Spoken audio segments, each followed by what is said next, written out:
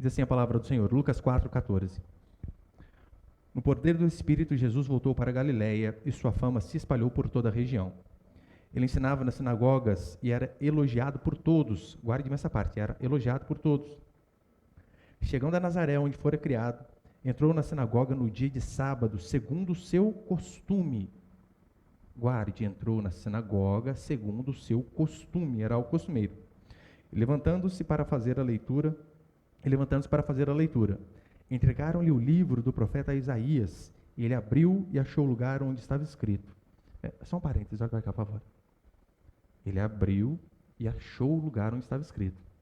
Aqui você já vê aqueles pastores que fazem da Bíblia roleta russa, já viu? Vamos ver o que Deus quer falar com a gente cá. Igual uma vez eu vi um pastor, fez assim, caiu lá na genealogia de Mateus. Fulano que gerou ciclano, que gerou beltrano. Não, acho que Deus errou. Sem exagero, embaralhou. Então você vê, abriu a Bíblia e achou o lugar que ele queria. Entregaram o livro do profeta Isaías, ele abriu e achou o lugar onde estava escrito. Ele vai citar Isaías, capítulo 61. O Espírito do Senhor está sobre mim, porque me ungiu para anunciar as boas novas aos pobres, enviou-me a proclamar libertação aos presos e restauração da vista aos cegos, para pôr em liberdade os oprimidos e para proclamar o ano aceitável do Senhor. E fechando o livro, devolveu ao assistente, sentou-se. Outro detalhe aqui, eles liam a escritura de pé, percebeu? Leram de pé, terminou de ler, fechou, sentaram-se, por conta do ritual, da solenidade que eles davam para a palavra de Deus. É de suma importância. Verso 20. E fechando o livro, devolveu ao assistente e sentou-se, e os olhares de todos na sinagoga estavam fixos nele. Então ele começou a dizer: hoje se cumpriu esta passagem da Escritura que acabais de ouvir. Todos o aprovaram. Primeiro elogiaram, agora todos o aprovaram. E, admirando-se das palavras de graça que saíam da sua boca, perguntavam: este não é o filho de José? Verso 23. Jesus lhes disse: sem dúvida me direis este provérbio: médico, cura-te a ti mesmo. Tudo o que ouvimos dizer que fizeste em Cafarnaum, fazes também aqui na tua terra. E acrescentou: em verdade vos digo que nenhum profeta é aceito na sua terra. Em verdade vos digo, havia muitas viúvas em Israel no tempo de Elias, quando o céu fechou, e por 3 anos e 6 meses, trazendo uma grande fome por toda aquela terra. Mas Elias não foi enviado a nenhuma delas, senão uma viúva de Sarepta de Sidom. Também havia muitos leprosos em Israel, no tempo do profeta Eliseu, mas nenhum deles foi purificado, a não ser Naamã, o sírio. Ao ouvirem essas coisas, todos que estavam na sinagoga ficaram muito indignados. Aqui já começaram a mudar, né? Ficaram indignados. E levantando-se, expulsaram da cidade e o levaram até o despenhadeiro do monte, sobre o qual a cidade estava construída, para o jogarem dali. Eles estavam admirando a Jesus Cristo, agora o sentimento era de revolta e querendo matá-lo. E no verso 30 termina assim: ele, porém, passando pelo meio deles, seguiu o seu caminho. Olha para cá, por favor. Lembra aqui o contexto do livro de Lucas, que eu estou ministrando todo domingo. A pregação anterior falou sobre a tentação de Jesus no deserto. E repare, Jesus ele é tentado ali, ele sai do deserto, da tentação, e diz a Escritura que em vez dele ir para a capital, para Jerusalém, ele vai lá para Galiléia, talvez para a pior região da onde ele morava. Ele não teve aquele sonho como a maioria dos pastores tem, que é de ser pastor na capital. Mas ele vai para onde? Ele vai para Galiléia. Aqui no versículo 14 e 15, que fala a respeito do início do ministério do nosso Senhor Jesus Cristo, e do versículo 16 em diante, vai falar aqui da rejeição que ele sofreu. Só é importante entender, antes da gente entrar propriamente na pregação, o seguinte: aqui, Lucas ele não escreve em ordem cronológica do acontecimento dos fatos, porque quando ele começa a descrever isso daqui, o início do ministério de Jesus, ele já cita a parte que Jesus era famoso. Tanto é que as pessoas se admiravam, porque todo mundo via os milagres que ele fazia, via a sua oratória, a sua pregação, o seu jeito de falar. Então Lucas ele não pega na ordem cronológica, como Marcos e Mateus assim fizeram, mas ele simplesmente cita aquilo ali, levando em conta aquilo que já tinha acontecido no passado. Por que é importante saber disso? Porque você vai ver, as pessoas dizem: por que você não faz mais milagre como você fez em outro lugar? Ora, se esse é o começo do ministério dele, então ele não tinha feito milagre nenhum. É só por conta disso, para a gente entender. Lucas ele não está citando na ordem cronológica, só para a gente se situar aqui. Provavelmente, Lucas faz isso com qual objetivo? Ele queria mostrar apenas a tônica do ministério de Jesus Cristo, da pregação de Jesus Cristo. E qual que era a tônica da pregação de Jesus Cristo? Quando ele pregava, as pessoas se maravilhavam e automaticamente depois também ficavam bravas. Não foi isso que aconteceu? As pessoas elogiando, batendo palma para eles, dizendo, oh, coisa linda, louvado seja Deus. E depois elas ficam indignadas. Logo em seguida, na última quarta-feira, Apocalipse 10, falei a mesma coisa. O anjo vai dar o livro a João e diz assim, come o livro. Ele vai ser doce como mel na sua boca, mas amargo no estômago, mostrando que a palavra de Deus ela tem esses dois fatores. Ela sim é doce como mel, mas em muitos estômagos ela vai cair como algo amargo. É por este motivo que nós vemos, Jesus pregava e prostitutas faziam o quê? Choravam, davam graças a Deus, porque tem jeito para mim. Em contrapartida, fariseus rilhavam os dentes a ponto de querer matá-lo, como nós acabamos de ler aqui. E no verso 16, olha o que diz. Lucas 4:16. Chegando a Nazaré, onde fora criado, entrou na sinagoga no dia de sábado, segundo o seu costume. O judeu, aqui na época de Jesus Cristo, ele tinha por hábito, pelo menos 3 vezes ao ano, nas festas, ir ao templo, independentemente da região que ele morava. Tanto é que haviam caravanas para ir até o templo. Quando não tinha o culto no templo nessas 3 festas, eles tinham o culto semanal, que acontecia onde? Justamente na sinagoga. Era onde Jesus aqui tinha o hábito também de estar presente ali, não faltava nenhum, e você vai ver mais adiante a respeito deste assunto. Eu sei que muitos não gostam dessa palavra, mas é exatamente isso. Jesus religiosamente estava nos cultos. Hoje, essa palavra religiosidade talvez tenha uma conotação negativa, mas eu faço questão de usá-la, justamente por conta das pessoas que dizem, eu tenho Jesus, mas não tenho religião. Já viu? Isso é um absurdo. Você vai ver que é uma contradição de termos aqui. No verso 18, então, ele começa a citar Isaías capítulo 61, e ele cita, e depois diz, hoje se cumpriu.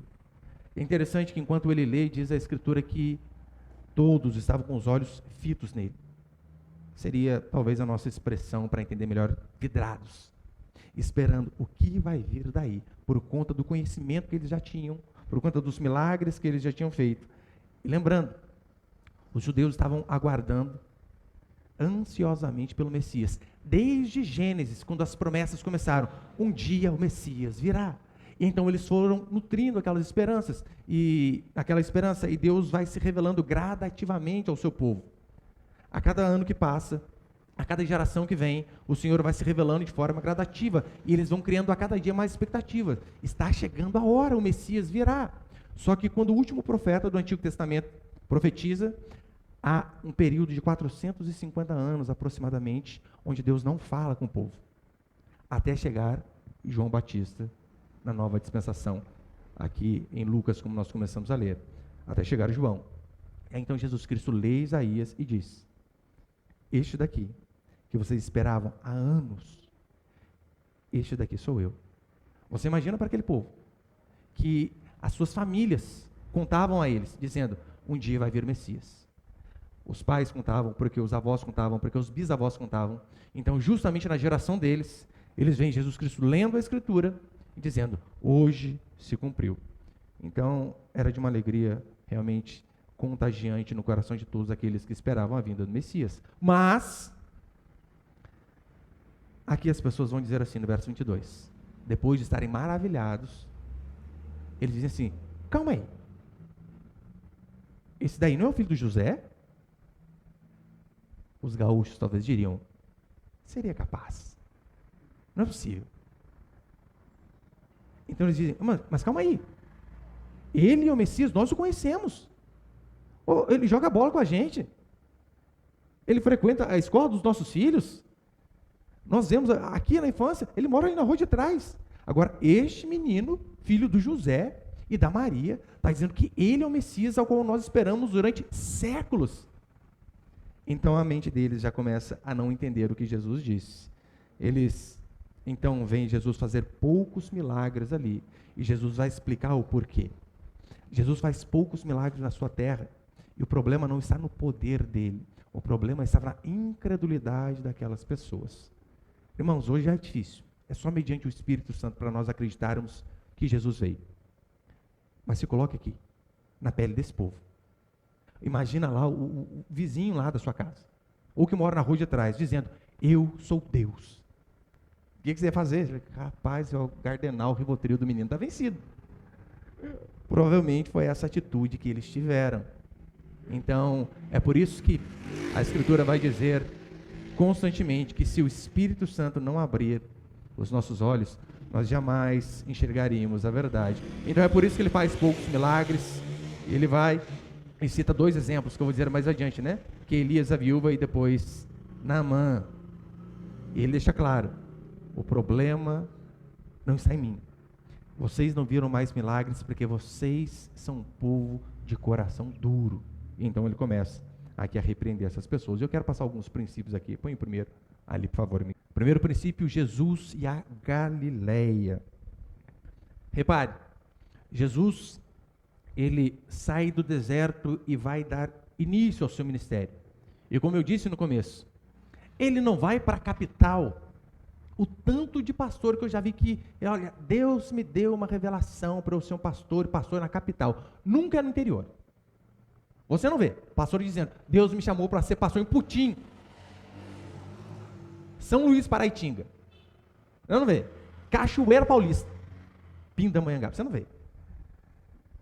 Jesus, então, ele sai dali e vai para Galileia. Por quê? Havia uma profecia dizendo que ele precisava ir para lá. A responsabilidade dele não era com o seu ego, com o que ele achava, com o que ele queria, mas sim com aquilo que Deus diz. E se Deus disse que eu devo ir para lá, é para lá que eu vou, que outro vá para a capital. Mas se o Senhor me chamou para ir para Galileia, lá eu irei. Tanto é que em Isaías, capítulo 9, versos 1 e 2, diz essa profecia a respeito dele. Entretanto, não haverá escuridão para que estava aflita. Em tempos passados, ele humilhou a terra de Zebulon e a terra de Naftali, mas o futuro fará glorioso o caminho do mar, além do Jordão, Galileia dos gentios. Lembra que Jesus era chamado de Galileu? Galileu. Verso 2. O povo que andava em trevas viu uma grande luz, e resplandeceu a luz sobre os que habitavam na terra da sombra da morte. A interpretação desse versículo de forma histórica é que tanto Naftali como Zebulon, a região onde eram essas cidades era uma região mais côncava. De certa forma, até o sol tinha menos entrada ali em Zebulon. Mas não era neste sentido físico, geográfico que a Escritura está falando. Estava se falando em relação às trevas do pecado. Olha, vocês que estão em trevas, a luz vai brilhar em vocês. E é por conta dessa profecia que Jesus vai para lá. E se você ler qualquer um dos 3 evangelhos sinóticos, Mateus, Marcos e Lucas, você vai ver, principalmente no início, constantemente, Jesus faz determinado ato e em seguida está escrito assim, e fez isso para se cumprir o que estava escrito, para cumprir o que disse o profeta, exatamente o que ele faz aqui. Ele vai para Galileia justamente para quê? Para cumprir o que Isaías tinha dito. É por esse motivo que a fé cristã, ela é peculiar. Não é qualquer fé. Se você ver só a respeito de Jesus Cristo, há cerca de 300 profecias, falando onde ele nasceria, como que ele viveria, como que seria o seu ministério, inúmeras, até como que seria a sua morte. Lembra? Nenhum de seus ossos será quebrado. Qual poder ele tinha sobre aquilo depois que ele estava morto na cruz? Não tinha poder nenhum. Mas todos esses eventos você vê depois aparecendo assim, para se cumprir o que havia sido dito pelo profeta. Para mostrar para mim e para você que a nossa fé, ela não é algo aleatório. A nossa fé, de fato, ela é embasada em um fato histórico. e em profecias que se cumpriram gradativamente de forma exata, com uma exatidão absurda. E repare, Jesus, ele sempre esteve com os perdidos. Por onde ele foi, ele sempre esteve com os perdidos. Tanto é que a Galileia, onde essas pessoas estavam em trevas, é apenas um símbolo de todo ser humano. Nós nascemos em trevas, sem exceção. Se a luz de Deus não brilhar sobre nossa vida, o que a Escritura diz é que o homem ele vai permanecer em trevas. Paulo em Colossenses vai dizer assim: ele nos libertou do império das trevas e nos transportou para o reino do Filho do seu amor. Ele nos libertou do império das trevas. Se não é Jesus ir onde estávamos e nos resgatar, o que a Escritura diz é que nenhum ser humano conseguiria ir por si mesmo a Deus. Nenhum ser humano conseguiria enxergar a Deus apenas lendo a Escritura, a não ser que o Espírito Santo ilumine o seu coração. Se você duvida disso, se você tem algum exemplo, algum parente católico, faça um teste. Mostre para ele Êxodo 20. Ele consegue ler algo claro em relação à idolatria, a imagens, mas mesmo assim, ele diz, não é bem assim. A gente não idolatra. Você mostra as coisas claras da Escritura e as pessoas dizem assim, não, eu penso diferente.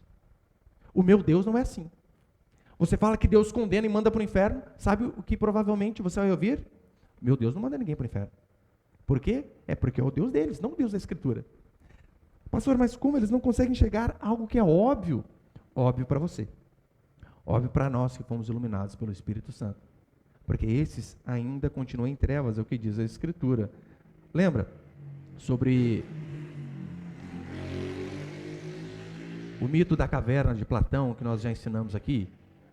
Platão ele diz que os homens nascem em trevas, e a analogia que ele dá fabulosa é, né?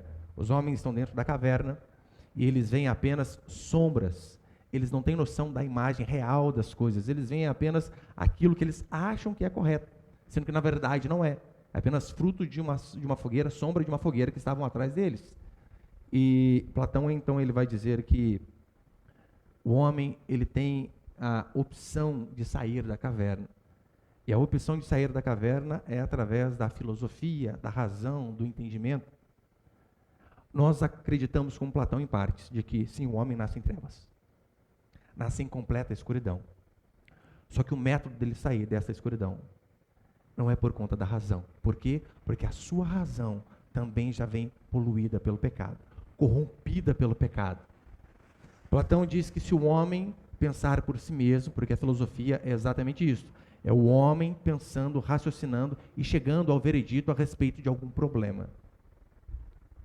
O homem precisa pensar por si só. Nós acreditamos que os nossos pensamentos, desde que Adão pecou, todos foram corrompidos. Então, se a luz de Deus não brilhar sobre nós, permaneceremos durante toda a nossa vida na caverna.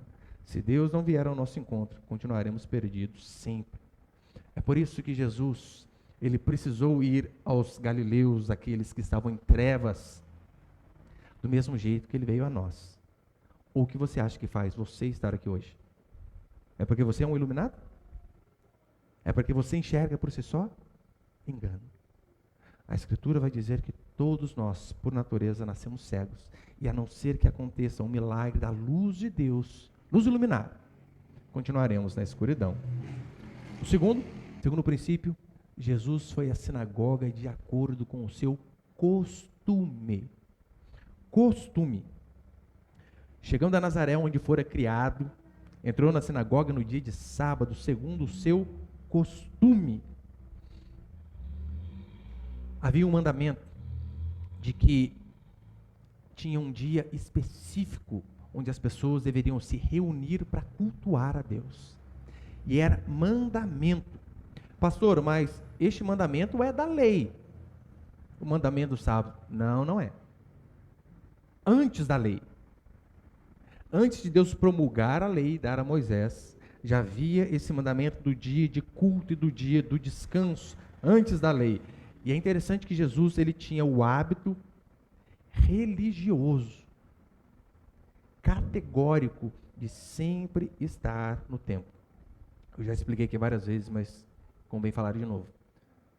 No Novo Testamento, com a nova aliança em Jesus Cristo e com o testemunho histórico da igreja de que eles se reuniam no primeiro dia da semana, de que Jesus Cristo ressuscitou no primeiro dia, e todo o testemunho da igreja primitiva e de séculos depois ali do início da igreja, eles começaram a se reunir nos domingos. É por isso que o nosso culto é no domingo.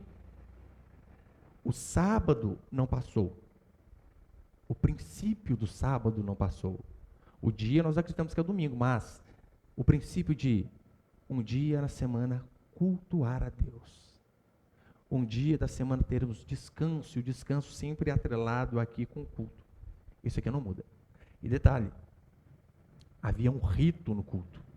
As pessoas detestam essa palavra, né? Ah, é um ritual e a igreja. Tinha. Eles liam a palavra de pé, fechavam o livro, sentavam e expunham as escrituras. O culto no Antigo Testamento era ritualístico.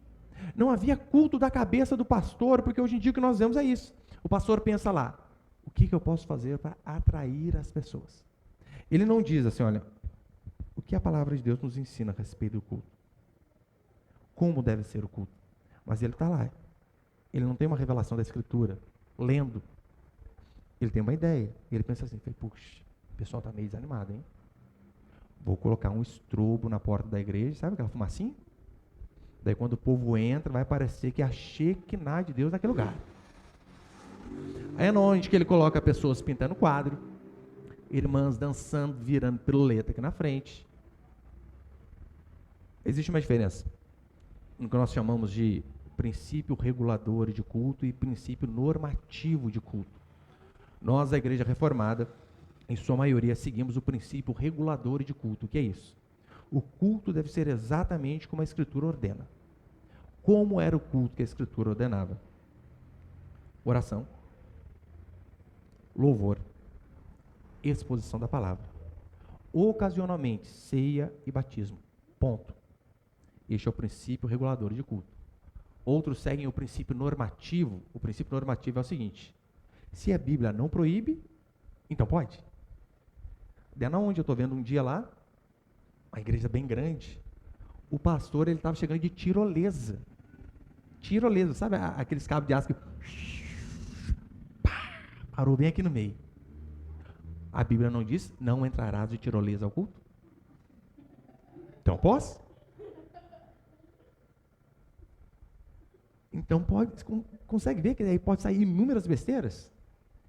É por este motivo que nós seguimos o princípio regulador, que é oração, louvor, exposição da palavra, ocasionalmente, ceia e batismo.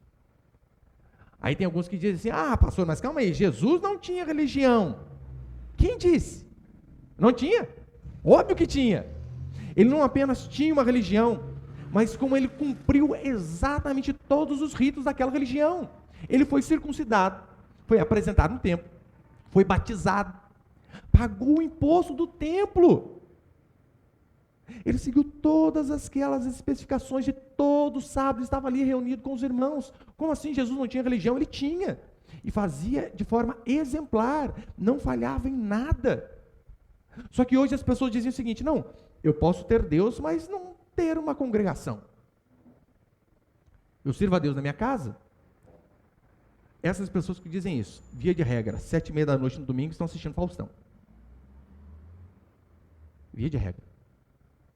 Ou jogando videogame. Duvido que estão cultuando a Deus, como a igreja tem o hábito de cultuar no domingo à noite. Pastor, mas eu posso ser crente sem frequentar uma igreja? Hebreus diz assim, não deixeis de congregar, como é costume de alguns. Ainda mais que se aproxima aquele dia, e o dia com D maiúsculos, falando a respeito do dia do Senhor, do dia do juízo. Preciso desenhar o imperativo aqui, ó. Não deixeis de congregar, como é costume de alguns. Só que não. A pessoa está lá. Não, eu não preciso estar unido a uma congregação para fazer parte do corpo de Cristo. Isso aí para mim é miguezinho de desviado. Desculpa. Desculpa de desviado para fazer o que ele quer. Ana, no começo do Evangelho de Lucas, diz a Escritura que a viúva Ana estava constantemente, todos os dias no templo. Jesus e Paulo toda semana estavam ensinando na sinagoga. Mas você não. Você é o bichão, você consegue servir a Deus de um jeito que a Escritura não ordena. Ah, eu tenho Jesus, mas não tenho religião. Meu irmão, isso é loucura. Esse argumento é loucura. A pessoa que diz isso, olha, eu tenho Jesus, mas não tenho religião, é mais ou menos o seguinte. Hoje de manhã estava tendo jogo de futebol lá no meu bairro. Eu fui comprar pão de manhã, fui à padaria e passei com meu filho lá, estava tendo jogo. A pessoa que diz eu tenho Jesus, não tenho religião, é mais ou menos o seguinte, é o jogador que ele sai do jogo, acaba de terminar, está suando. Chuteira, caneleira, meião, uniforme, bola debaixo do braço. Você olha para todos esses indícios e pergunta para ele assim, você é jogador? Não, sou não. Só estava jogando bola, mas não sou jogador. Criatura, como assim? Você tem todos os indícios aí. Então, é uma falácia. Mateus 5,17, Jesus diz assim, eu não vim revogar a lei, não vim anular, eu vim cumprir. E hoje, o que nós fazemos? Nós não cumprimos aquilo que foi cumprido. O restante, a gente segue cumprindo. O que nós não seguimos? O que nós não precisamos ficar preocupados em cumprir mais? Por exemplo, em relação ao sacrifício. Lembra que cada pessoa que pecava, ela precisava levar um cordeiro, um animal, um bezerro, levar o culto por conta do seu pecado para que o animal fosse sacrificado. Por que nós não fazemos isso mais? Porque o Cordeiro de Deus morreu de uma vez por todas pelos nossos pecados. Então, por conta disso, nós não fazemos mais. Só que olha que interessante. Romanos capítulo 6, verso 14, Paulo vai dizer assim, pois o pecado não terá domínio sobre vós, pois não estáis debaixo da lei, mas debaixo da graça. O quanto que eu já vi este versículo aqui ser distorcido, pois o pecado não terá domínio sobre vós, essa parte eles não dizem, ou não se apegam a ela, mas essa daqui, ó, pois não estão debaixo da lei. Nós não estamos mais debaixo da lei, estamos debaixo da graça. Para os evangélicos modernos, sabe qual é a interpretação deste versículo aqui? Não estamos mais debaixo da lei? Eu faço a minha lei. Eu sou a lei. Eu estou debaixo da graça, portanto a graça me permite fazer aquilo que eu acho melhor. E o que Paulo realmente quis dizer com isso? Paulo quis dizer, olha, nós não estamos mais debaixo da lei no sentido de não estarmos debaixo da condenação da lei. A condenação da lei, nós não estamos mais debaixo, porque Jesus pagou o preço. Lembra? Quando Paulo diz em Colossenses, né, que o escrito de dívida que era contra nós foi encravado ali na cruz. Então, neste sentido. Agora, nós também acreditamos que a interpretação correta é que nós não precisamos cumprir a lei pela força do nosso braço, mas pela capacitação do Espírito em nós conseguimos sim obedecer os mandamentos ao qual Deus nos deu. Ah, pastor, eu não preciso cumprir a lei. Isso aí, meu irmão, é desculpa para pecar. Pessoa que diz, eu não preciso cumprir a lei, ela está apenas arrumando uma muleta para permanecer no seu pecado. Nós não precisamos cumprir a lei para sermos salvos. Com este objetivo, assim, olha, se eu obedecer todos os mandamentos, no final da estrada eu vou receber o prêmio da soberana vocação ou salvação. Nesse sentido, nós não precisamos cumprir a lei. Por quê? Porque é Jesus quem cumpriu a lei de forma perfeita. A diferença é que nós não obedecemos a lei para sermos salvos, mas porque a salvação nos alcançou. Nós obedecemos a lei porque Deus nos capacita mediante o teu Espírito Santo. Os mandamentos nos levam a Cristo para que nós venhamos a ser salvos, porque você leu os mandamentos.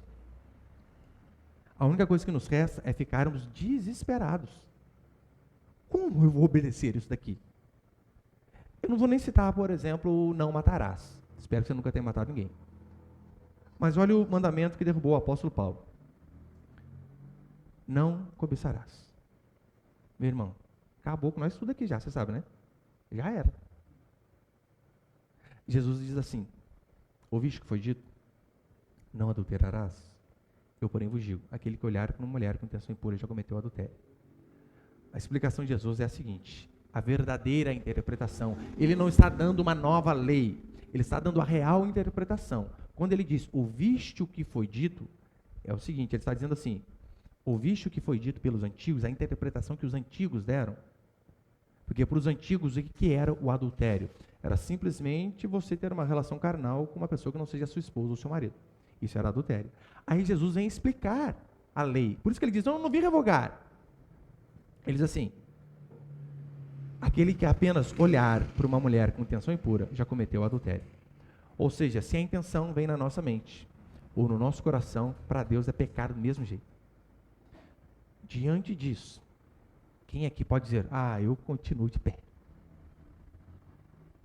Todos caímos, sem exceção. Então, Jesus, quando ele diz que nós não estamos debaixo da lei, é que nós não estamos debaixo da condenação da lei, de termos que cumprir a lei para sermos salvos, mas por conta da salvação ter nos alcançado. Hoje nós podemos sim obedecer os mandamentos ao qual ele nos deu, porque fomos libertos do pecado.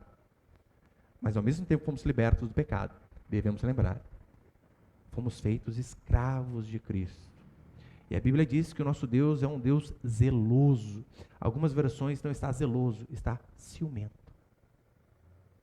Fomos libertos do império das trevas. Não somos mais escravos de Satanás, mas somos escravos de um Deus zeloso. Portanto, quando alguém diz, olha, eu tenho Jesus, mas não tenho religião, ele está dizendo assim, olha, eu vou seguir aquilo que eu acho correto. Vou viver o amor. Já ouviu pastor dizendo isso?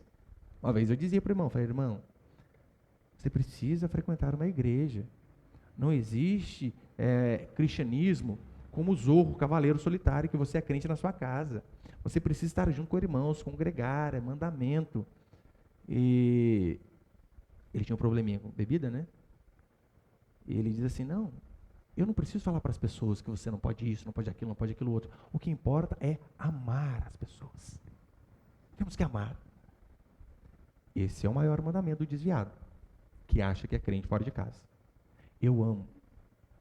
Mas o amor verdadeiro, como nós vimos diversas vezes aqui, é João Batista, que chega diante de Herodes com toda a coragem do mundo e diz, não te é lícito possuir a mulher de teu irmão. É Jesus, como nós vamos ver aqui, que confronta o pecado do povo e diz, arrependam-se dos seus pecados. Este é o amor verdadeiro. Como diz Provérbios, leais são as feridas feitas por aquele que ama, mas traiçoeiros são os beijos enganosos. Então nós devemos sempre lembrar que o amor verdadeiro confronta. Agora, essas pessoas que dizem, olha, eu não preciso de uma religião, eu não preciso de pastor, e ainda citam a Bíblia distorcida, como o diabo fez aqui na tentação do deserto. Eu não preciso de pastor porque a Bíblia diz que todos nós somos iguais. Isso é verdade? Óbvio que é. Todos nós somos iguais em valor diante de Deus.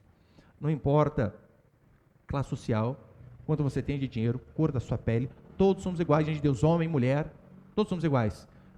Mas exercemos funções diferentes. No casamento, marido e esposa são iguais, só que com funções diferentes. Ao homem foi dado a função de governar, de ser cabeça, e à mulher de ser auxiliadora, de ajudá-lo. Os filhos de serem submissos aos pais, os pais de tratarem bem e com amor os filhos. Somos iguais em valor, mas com funções totalmente diferentes. E as pessoas que dizem assim, eu não preciso de pastor, porque somos todos iguais, o Espírito Santo que está nele está em mim. Concorda que é verdade? Claro que é. Mas eles dizem isso, na maioria das vezes, com o seguinte objetivo, eu não preciso de pastor, sabe por quê? Se eu não tenho pastor, eu não tenho ninguém para me cobrar. Fácil. Então, se eu der uma pecadinha aqui, uma escorregada ali, né, uma tropeçada lá, eu não devo prestar conta para ninguém, eu não tenho ninguém a quem prestar conta, então eu sigo a minha lei. É isso que eles querem dizer. E lembrando, Jesus Cristo, ele tinha aqui o costume de se reunir para cultuar a Deus um dia por semana. Ele seguia esse costume. Hoje, no máximo que as pessoas tentam fazer é sentir o costume. Se eu sentir, eu vou. Se não sentir, eu não vou. Você deve lembrar que dia de culto é dia de compromisso. Se você tem um pouquinho só de caráter, de hombridade, você tem compromisso com o seu trabalho, você não atrasa, você não falta. Porque é um compromisso que você tem com as pessoas, com o seu patrão, com os seus pares. Dia de culto é dia de compromisso com a pessoa mais importante, o seu Deus que te salvou. Mas você reparou como que pessoas, às vezes, se esquivam desse compromisso com as desculpas mais esfarrapadas possíveis? É por isso que, neste sentido, católicos, muitos deles, são melhores do que muitos cristãos. Repare, o católico religiosamente, domingo de manhã, está na missa. chuva canivete, tá indo a pé, de carro, vai. Tem algumas regiões, algumas igrejas, onde a missa é feita em latim. Latim. As pessoas não entendem nada. Você acha, irmão, que o povão entende latim? Tá o padre lá, drosco moscateves. O que você vai entender, gente? Nada. Mas mesmo com a missa em latim, eles não faltam. Por conta do quê? Do compromisso. É o compromisso que eu tenho. Os crentes de hoje, como que eles são? Se eu não tiver nada mais importante, eu vou. Não, eu sei, o culto é domingo. Se surgir um trabalho, daí é diferente. Se alguém me visitar, já é diferente.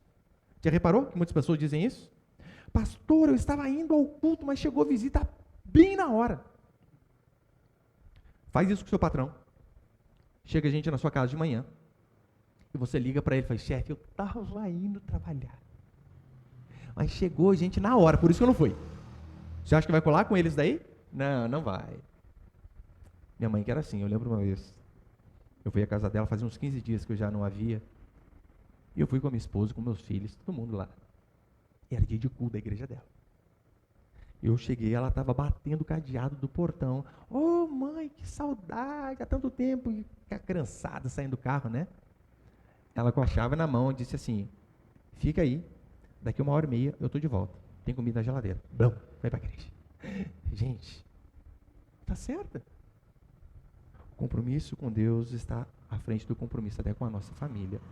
Deus é em primeiro lugar. E terceiro princípio, Jesus, o Messias e a reação das pessoas. Acompanha comigo o versículo 21, por favor. Lucas 4, 21. Então ele começou a dizer-lhes, hoje se cumpriu essa passagem da Escritura que acabais de ouvir. Olha para cá. Moisés falou da parte de Deus. Assim diz o Senhor. Eu prego aquilo que Jesus disse. Eu abro a Escritura e digo, assim disse o Senhor. Jesus abriu o livro e disse assim, eu sou Deus que estou falando. Isso aqui se cumpriu em mim. Algo fabuloso. Você imagina, você diante daquelas pessoas ali, e ele dizendo, hoje se cumpre essa parte da Escritura, algo assombroso. E então ele cita Isaías 61, ele diz que ele veio para evangelizar os pobres, e quando ele diz pobre, ele não está dizendo em relação a finanças, claro que não. Pobreza de espírito, como ele diz em Mateus 5, nas bem-aventuranças, bem-aventurados os humildes ou os pobres de espírito, esses daí é que são felizes. Então Jesus não se refere ao bolso, mas se refere à condição do ser humano sem Deus, miserável e pobre. Depois ele ainda diz, eu vim para dar vista aos cegos, porque, meu irmão, se ele não abre os nossos olhos, nós continuaríamos na cegueira durante toda a nossa vida. Seríamos enganados facilmente por qualquer picareta travestido de pastor. A não ser que Deus ilumine o nosso entendimento. Depois ele diz que ele veio anunciar o ano aceitável do Senhor. Em Isaías, a citação é um pouco diferente. Isaías diz que ele viria anunciar o dia da vingança do Senhor. Daí você pode pensar assim, pastor, então Jesus errou? Não, claro que não. Porque essas coisas ali já estão implícitas. Quando Jesus disse o ano aceitável, ele está se referindo ao juízo. Ao dia que Jesus voltaria e julgaria toda a humanidade, bons e maus, onde os bons seriam recompensados e os maus, que tiveram oportunidades constantes de se arrepender, e mesmo assim não se dobraram diante do Senhor, serão duramente punidos, como diz o livro de Apocalipse. E repare na reação das pessoas aqui a partir do verso 20. Olha o que diz. E fechando o livro, devolveu ao assistente, sentou-se, e os olhares de todos na sinagoga estavam fitos nele. Verso 22. Todos o aprovaram e, admirando-se das suas palavras, das palavras de graça que saíam da sua boca, perguntavam, este não é o filho de José? Olha, todos o aprovavam e se admiraram das palavras de graça que saíam da sua boca. O pessoal estava ali de boca aberta. Gente, que pregador fabuloso. O que ele tinha falado antes? Eu vim libertar o cativo. Eu vim, de fato, aqui para abençoar as pessoas. Enquanto ele dizia isso, os crentes estavam, glória a Deus, aleluias. É isso que nós queremos. Aí então depois ele diz, hoje se cumpriu esta palavra, e quando ele diz isto, ele começa a confrontar aquele povo dos seus pecados. A fisionomia deles muda instantaneamente. E eles começam a ficar furiosos com a pregação deste homem que, há instantes atrás, deixaram eles de boca aberta. O que acontece? As pessoas queriam matá-lo. Você consegue imaginar? Isso aqui é um ser bipolar, gente. As pessoas estão ali, gente, que pregador maravilhoso. Estou arrepiado. Gente, fala como ninguém. E então ele diz uma outra palavra. Vamos matá-lo! Instantaneamente. A ponto de levá-lo no alto do lado da cidade. Vamos jogá-lo daqui para baixo. E como que Jesus faz isso? Ele fala do pecado deles e ele dá 2 exemplos. Lembra que ele cita primeiro ali a viúva de Sarepta. Ele diz assim, Eliseu, o profeta, ele foi enviado, tinha várias viúvas de Sarepta, mas ele foi enviado a uma especificamente. Você lembra a história? O profeta chega e diz, faz para mim um bolo, faz uma comida. Ela diz, Senhor, eu só tenho um bocado de azeite, isso aqui é para eu fazer comida para mim e para o meu filho, e depois disso vamos morrer, porque não temos mais nada.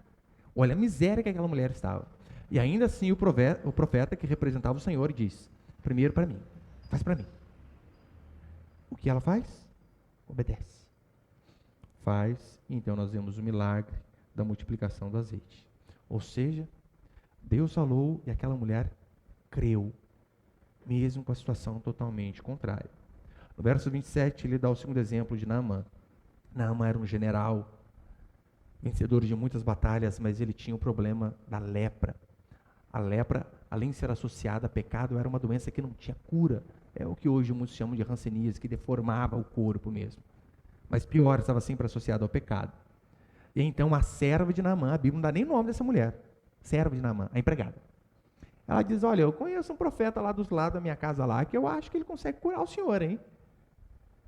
E então ele vai ao profeta, leva presentes, vai com toda ali uma comitiva e bate lá no portão, né? A ilustração, só para você entender, não tinha portão, claro, né? E manda chamar o profeta. As pessoas vão e avisam, homem de Deus, Naamã está aí. Quem é Naamã? O general. Comandante da força suprema do rei, está aí. Diz a Escritura que o homem de Deus nem sai ao portão para atendê-lo. Manda um recado dizendo, manda ele banhar lá 7 vezes no Jordão, e ele vai ficar curado. Você imagina se você, meu irmão, é o general, hein? E, profeta do cão. Ele não entende o que ele está falando, gente. E olha o que ele diz, na minha terra tem rios muito mais belos e bonitos. Ele me manda banhar 7 vezes no Tietê. O Jordão, comparado com o rio que tinha, era o Tietê da época. E então, sabe o que Naamã faz? Ele se despe de todas aquelas medalhas, conquistas, de toda a sua armadura, e entra. E se banha. E é curado. O poder não estava no rio, de forma alguma. Hoje muitos crentes parecem ter essa tara, né? Eu quero ser batizado de novo no Jordão. Acho que lá tem alguma coisa específica. Se você quer simplesmente por conta da simbologia, não tem problema. Mas você acha que você mergulhou e voltou, vai sair mais santo, mais luz de você? É a mesma coisa. Paraíba aqui dá na mesma. Então, o que estava em jogo ali não era o rio, mas a humilhação daquele homem. De o profeta nem ter falado com ele. E ele mesmo bravo, dizendo, quem ele pensa que é? E olha para onde ele me manda. Mas ali estava em jogo a questão da submissão ao que Deus mandou. Humilhação. Ele se humilha e então ele é curado. Jesus cita esses 2 exemplos e fala para o povo, por isso que eles ficam bravos. Eles foram humildes para reconhecer a sua arrogância, o seu orgulho, a sua pequenez e a sua falta de poder para fazer as coisas. Por isso eles viram grandes coisas. Vocês, eu não faço mais milagres aqui no meio, não porque eu não tenho poder, mas porque vocês têm um coração duro. Vocês são um povo de dura cerviz, né, de cervical, de que não se dobra. O que levou esse povo, para encerrar, a mudar de opinião tão rápido? Pode ser a questão da familiaridade? Claro que pode. Porque você imagina, como eu disse, gente, o filho da vizinha falou que é Deus. Como assim? Eu estudo com meu filho? É Deus agora. Talvez isso levou eles a endurecerem mais o coração.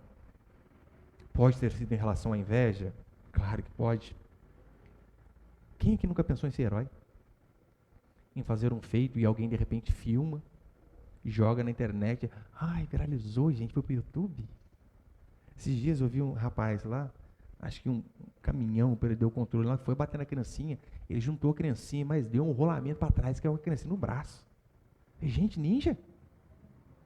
Sabe o que eu pensei na hora? Por que não é eu, gente? Jiu-jitsu, ela aprendia a rolar de trás para frente para trás. Podia ser eu, o pessoal filmar, colocar no YouTube, meu canal ia passar dos 1000, até que enfim. Nada. Quem nunca teve essa vontade de querer ser herói? Só que daí eu tô lá, eu tô vendo o rapaz, puxa, legal, né? O cara é longe, parabéns pro cara. E quando é o vizinho seu que faz alguma coisa e fica conhecido? A gente já torce o beijo, não é? Se você é um pouquinho pecador igual eu, gente. Essa semana eu acho que eu vi o caso de uma moça, faz educação domiciliar, como muitas de nossas crianças fazem, e ela passou eu não lembro qual faculdade federal lá, e as pessoas, o governo, né, esquerdista lá, não está querendo deixar ela fazer faculdade. Para você ver que o problema não é conhecimento, o problema é ideologização. Ela provou, estudando sozinha, que ela tem o conhecimento para efetuar aquilo ali, para fazer aquela faculdade. Só que não estudou com a gente, então não pode. Aí a gente vê o fulano passando no vestibular, o filho do fulano passando no vestibular, uma federal da vida aí. Se o fulano está longe, a gente, puxa, que legal, né? Tem fulano, né? Daí está o seu filho tentando fazer o vestibular faz 3 anos já. A vizinha chega e chama você. Meu filho passou no ITA. Vou fazer um churrasco domingo, você vem. Meu irmão, você arruma toda desculpa do mundo para não ir. Porque o ser humano é assim, ele é invejoso. Ele é invejoso. Então, pode ser por isso? Claro. Mas o principal motivo aqui foi por conta do pecado. É por isso que Jesus cita o exemplo de Naamã, cita o exemplo da viúva, para mostrar, vocês têm coração duro. Sabe por que as pessoas via de regra, vamos passar 5 minutos hoje, sabe por que as pessoas via de regra amam o pastor moderno, que só fala a respeito de bênção? É porque ele segue os passos de Jesus até certo ponto. Segue. Jesus, enquanto ele está falando, eu vim libertar o cativo, vim tirar vocês das trevas, as pessoas, isso que eu quero, aleluia. Só que então, quando ele começou a confrontar, as pessoas mudaram de opinião. O pastor moderno, ele segue apenas uma parte do evangelho. Qual parte? O reino do céu está próximo. Mas ele não prega sobre o arrependimento de forma alguma. Aqueles homens viram Jesus de perto e mesmo assim não creram. Eu e você, nós não precisamos de um milagre, meu irmão e minha irmã. Não precisamos ver coisas fabulosas e grandiosas para sabermos que Deus existe. Porque eu posso dizer para você pessoas que viram grandes coisas e mesmo assim não se arrependeram. O povo que viu o mar se abrir. Meu irmão, eu quando chegar no céu, eu quero falar, Senhor, volta a fita um pouquinho para eu ver como que foi isso aí, gente. Deve ser algo fabuloso. Eu leio toda vez, cada vez é uma imagem diferente, né? Eu imagino se fosse eu, gente, eu passando no meio do mar, passar a mão dos golfinhos para lá, tubarão, você tira a mão na hora que vai morder, e dá um pulada ali, volta para cá, é espetacular. Aquele povo viu isso. Morreu incrédulo no deserto. Porque depois de ver a mão de Deus jogar 10 pragas em Faraó, o mar abrindo, eles têm fome, têm sede e dizem, cadê Deus? Deus não é capaz de aqui saciar a nossa sede ou a nossa fome. E morrem no deserto. O que você precisamos é, pela graça de Deus, crer nele, para que possamos ver o milagre. Você não precisa ver o milagre para crer, mas o contrário. É por isso que a única coisa plausível que faz você estar aqui esta noite, ouvindo a pregação do Evangelho, não é por conta da minha pregação, por conta da minha oratória, de forma alguma. A única explicação é que o Senhor um dia tocou o seu coração, seja através de uma mensagem na rádio, da pregação de um pastor, de um vídeo na internet. E então, assim como Paulo, quando ele pregava, diz a Escritura que Deus abriu o coração de Lídia, quando ele pregava. A única explicação para você estar aqui essa noite, para eu estar aqui, é que um dia o Senhor fez a mesma coisa conosco. Ele abriu o nosso coração duro. Para encerrar, a Bíblia dá o exemplo de que Paulo, ele está preso, e então ele começa a testemunhar a respeito de sua fé para o rei Agripa. Então o rei Agripa diz assim: Paulo, por pouco você me persuade a ser cristão. Faltou pouquinho, Paulo, para eu acreditar em você, para eu me tornar cristão, assim como você é. O que explica nós estarmos aqui é que para nós não faltou pouco, mas o Senhor, de fato, com graça e misericórdia, nos persuadiu por completo. É a única coisa que prova. Nós estamos aqui porque o maior milagre foi feito em nossas vidas, que é o Senhor vir de encontro àquelas pessoas que andavam em trevas, como todos nós andávamos, e iluminar o nosso coração, tirando a venda dos nossos olhos, para que nós pudéssemos contemplá-lo como Ele é. Amém, meus irmãos?